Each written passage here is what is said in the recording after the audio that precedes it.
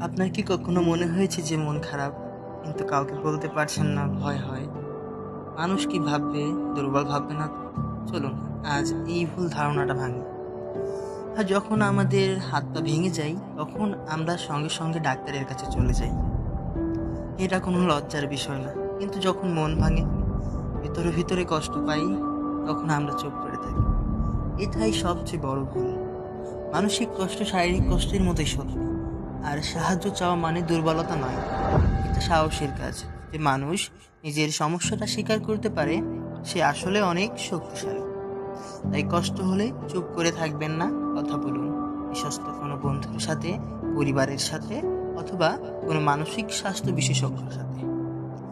একটা কথা বললেই বুক থেকে অনেকটা ভার নেমে যায়।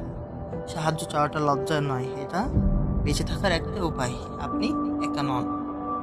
এই মেসেজটা এমন কাউকে শেয়ার করুন যার আজ একটু সাহসের দরকার।